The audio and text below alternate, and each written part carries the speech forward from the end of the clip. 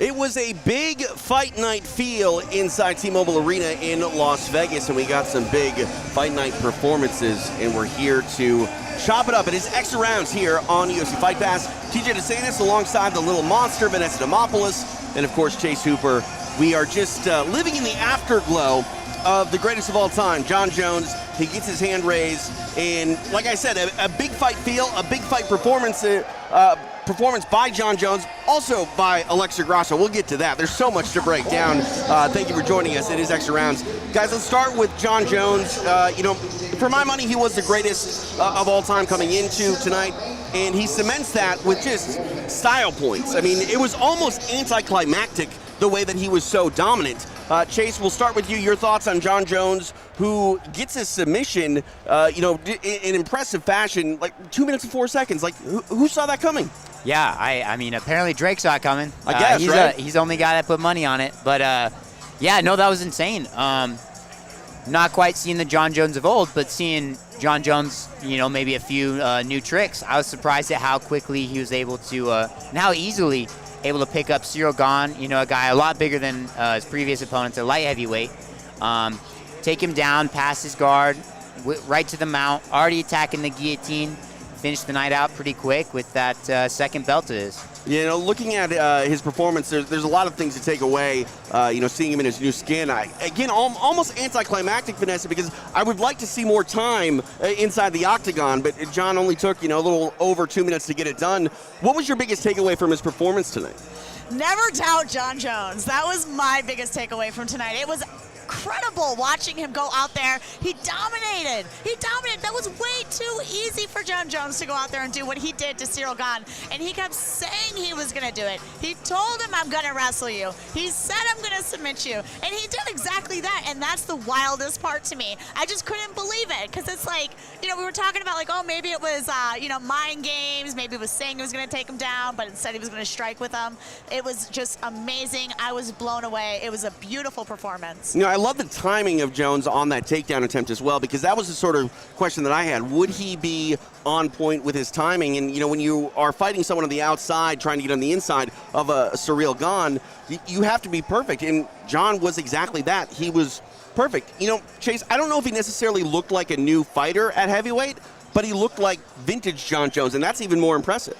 Yeah, I mean, obviously, again, he's just got that wrestling pedigree, and he showed that tonight.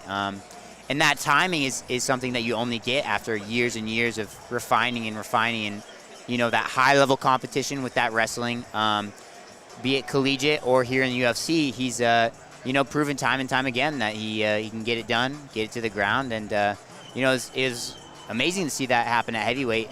His timing didn't change much at all.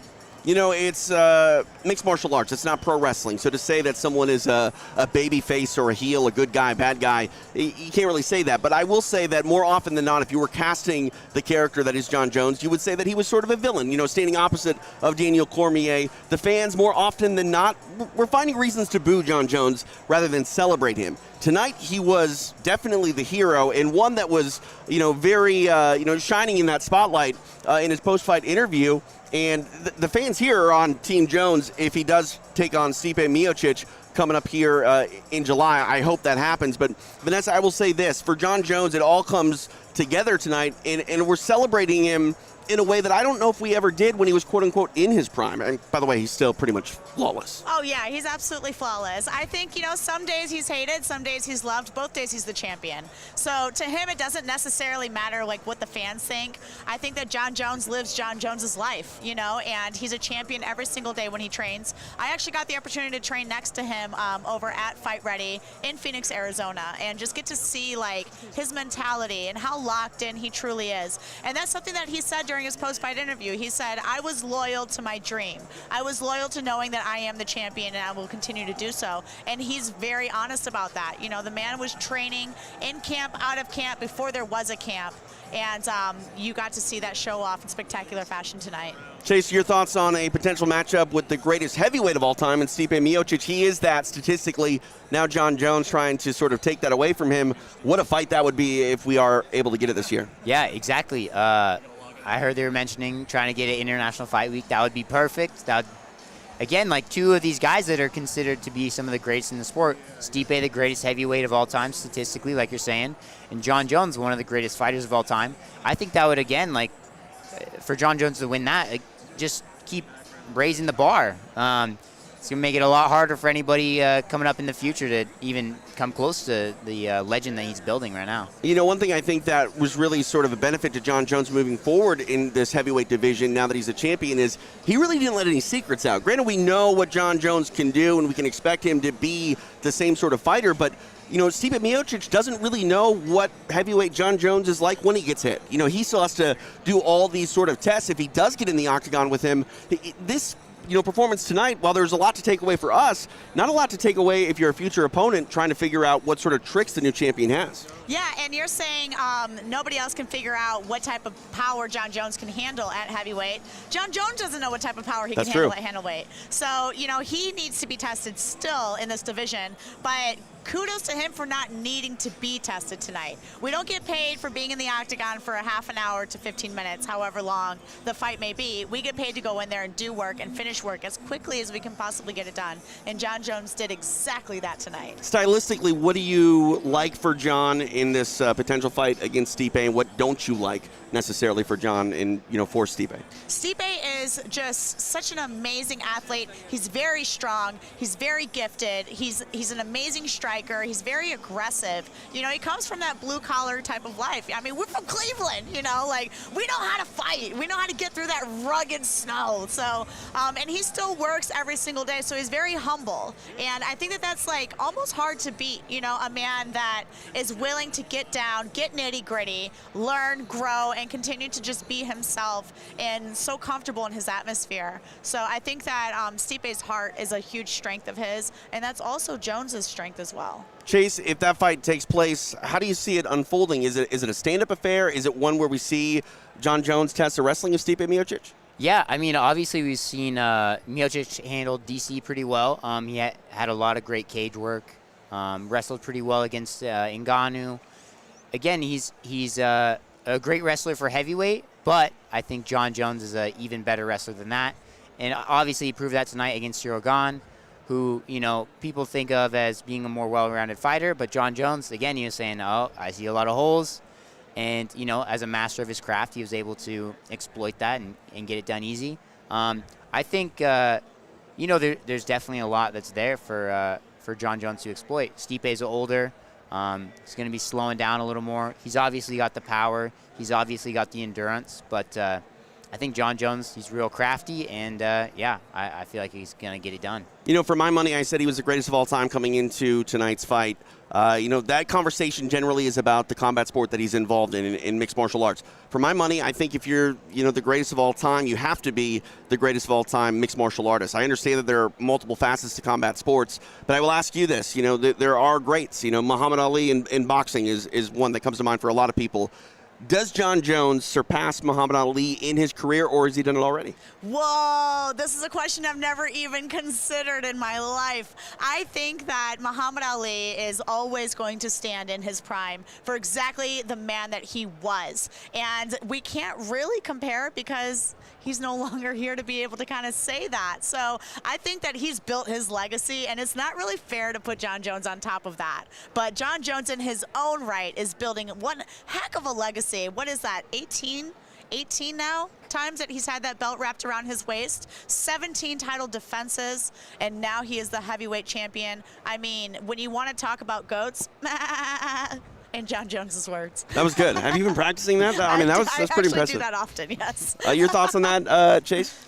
Yeah, I mean, obviously you have to take into account, boxing was the sport of the day, and just even the sport of boxing from today to then is so much different. MMA didn't even exist then. It's so hard to compare. Like, you kind of have to take that into account. But obviously Jon Jones is one of the greatest athletes of this generation, and he's undeniable.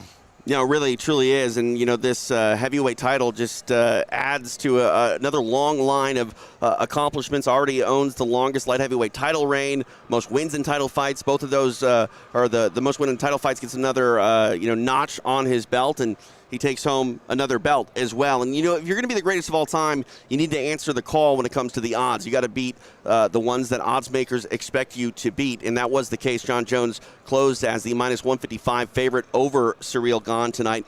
And look at our odds courtesy of DraftKings. DraftKings is the official sports book of the UFC with same-game parlays, championship futures, and more lines than anyone else. There's no better place to bet on the UFC than at DraftKings. Download the app, sign up with the code FIGHT PASS today, and get in on all of the action. Long odds on Alexa Grasso tonight to capture UFC gold. She closed as the plus 600 underdog, and she cashed as such. Looking at Grasso tonight, this was a fight where she had to be better than underrated. She had to be flawless and perfect, and it was a good fight for Valentina Shevchenko. Don't get me wrong, but we saw the adjustments made by Alexa Grasso, giving the champion some issues on the feet, going from orthodox to southpaw, and then having more than a few tricks up her sleeve when the fight hit the floor. And there were moments that Shevchenko set up inside, got a crucifix position, but Grasso was not rattled. This is the performance of a lifetime for Alexa Grasso. Vanessa, your thoughts on the now new queen atop the flyweight division? That could not have been more shockingly amazing to watch Alexa Grasso not only just like get the finish, but freaking taps the champion, taps somebody who is so dominant, so technically sound in every single area. And we saw in the first round Alexa Grasso trying to take her down and having some success at the end of the first round. And then Valentina came back in the second round and she said, oh yeah, look what I can do. And just took her down several times in that second round, was starting to really pick up speed, become more dominant. Alexa Grasso was starting to see that kind of slip away a little bit, and not gonna lie, I was starting to counter out from that perspective. And all it took was just one little slip up, and Alexa Grasso capitalizing on that after she had said she trained for that over and over and over again. And look at it pay off for her. She is now the new flyweight champion of the world. Yeah, the first Mexican-born woman to capture UFC gold, following in the footsteps of Brandon Moreno, the flyweight champion on the men's side of things. You know, this is a sport where we talk about what have you done for me lately, you know, far too often than I think we probably should at times. Valentina Shevchenko's legacy speaks for itself. But now back-to-back fights where obviously this one didn't go her way, Chase. The last one against Taila Santos, you know, albeit she won, people were questioning, you know, how close it was. What do you take away from Valentina Shevchenko when it, you know, concerning what her future is and if she's slipping, if you will? I mean, she's already had 7 super dominant, you know, title fights. Obviously, the last one being one of the more controversial ones. But again, she's been such a dominant champ, and that's hard to do. That's hard to do in UFC. This is the highest of highs, and I think these close fights just speak to how well the women's division is growing and how well the sport is progressing on the female side, which again, like, is so much newer than the male side. Like, we started with Ronda Rousey, right, you know, early 2010s, and now, you know, we're over a decade into having like the female divisions, and we're seeing these amazing fights. You know, some more technical and higher level than some of the male fighters on the roster, and it's a wonder to see. What was most impressive to me tonight with Alexa Grasso was her ability to not only beat the flyweight champion, but still prove that she really belongs in this division. It's only her 5th fight at 125 pounds, primarily a strawweight throughout her career. You know, she proved that she can hang and beat the best in the sport. With that in mind, you know, this fight, if it gets ran back, I do expect the odds makers and the betting public to probably lean towards Valentina because she has a lot of you know, stylistic matchup benefits against Alexa Grasso. Even though Grasso got her hand raised, what are your thoughts on that rematch? Because obviously Shevchenko's got to, you know, tighten up some things in her game, but you know, more often than not, especially too if you look at the scorecards tonight from people online, a lot of people did have Shevchenko up. Oh, absolutely. And, you know, as far as like Shevchenko tightening up her game plan, I feel like she was pretty airtight.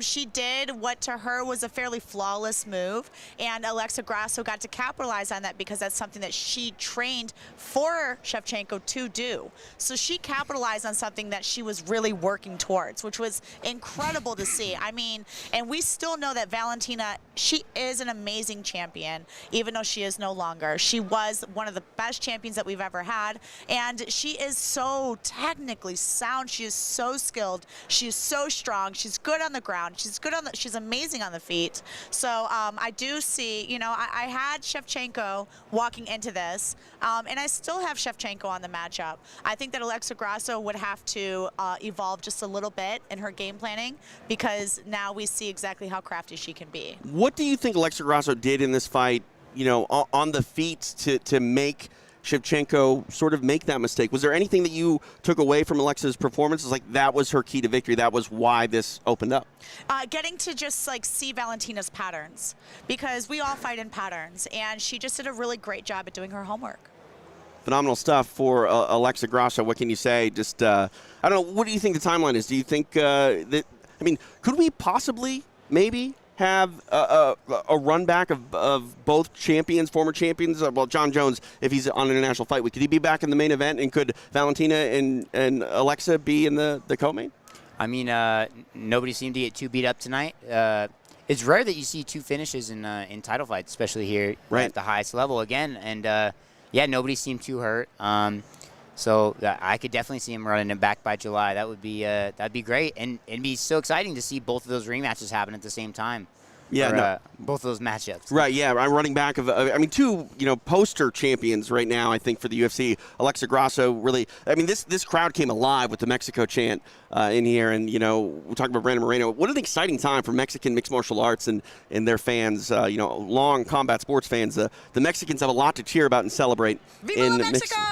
Why not? We've been to Mexico. It's a great place to go, and their fight fans are unlike anything else. Let's talk a little bit about Bo Nickal. A lot of hype on him coming into his UFC debut. He answers it, in kind. He was able to meet the match. He gets past Jamie Pickett. I saw a little controversy online.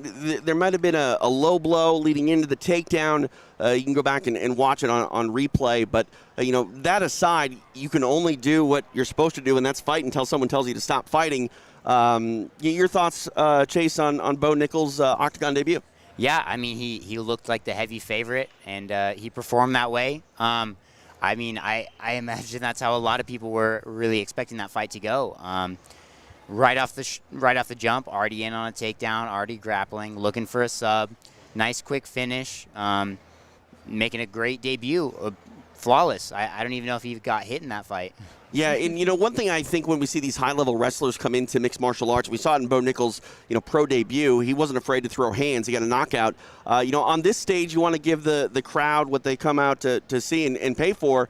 And I liked that Bo remained true to his wrestling feathers, if you will, the color of his wrestling feathers. He was out there and he showed that he was a wrestler, and he did so and dominated with wrestling.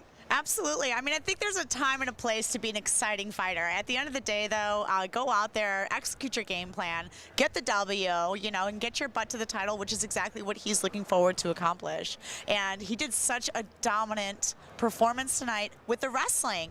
I mean, we knew that's what he was going to do, but I got to be honest, I expected a little bit more striking, him having his debut in the UFC. And because UFC fighters in general, we kind of understand what game plans look like. So I was expecting to see a little bit more rock'em sock'em in there. We'll see if that unfolds in the second chapter of Bo Nickal's UFC run. One thing that I think is interesting, too, we're talking a lot about, GOAT status and legacies. Bo Nickal said that he was going to be the greatest pound-for-pound fighter at one point in his career before it's over. And he echoed that tonight in his post-fight interview with Joe Rogan. I love, his ambition. He's making no bones about what he wants, and that's, true greatness. We'll see if it can unfold. But, I'm here for the show, guys. If this is the Bo show moving forward, I'm going to be there every time. Okay. All right. I like that. Why not? You got a goat call? Oh, I don't know. A little bit. That's more a sheep. I don't know. I need to study up a little bit. I didn't have practice. Yeah. I mean, to most people, they might be the same animal. You don't know. They're not. They're not the lambs same. or something and sheep. As a farm fella, I know that a little bit. If we're talking about livestock on extra rounds, it means it's getting late. We probably should get out of here. So, biggest takeaways, biggest winners. I mean, is it obvious? Jon Jones, Alexa Grasso. Yeah, that was just way too amazing. Like Chase was saying earlier, to see two submissions in two title contentions in the same night. I mean, that's one heck of a great night to me. I feel like fans are the biggest winners here. You know, history was made tonight. A great night of fights. I can't think of a single boring matchup, and we had a ton of great finishes. Yep. Fans came out on top in this one for sure. I mean, the UFC has set the bar very high for pay-per-views here in Las Vegas, and the first one here in the fight capital of the world definitely delivers, and all week was fun. I appreciate you guys hanging out, doing it before and after the fights. It's always fun, and hopefully we'll do it again. I know you guys got fights coming up, but you're both welcome here on Extra Rounds anytime. Let's go! All right, perfect. For Vanessa Demopoulos, Chase Hooper, I'm TJ DeSantis. We'll see you next time as we go a few more extra rounds here on UFC Fight Pass. Oh.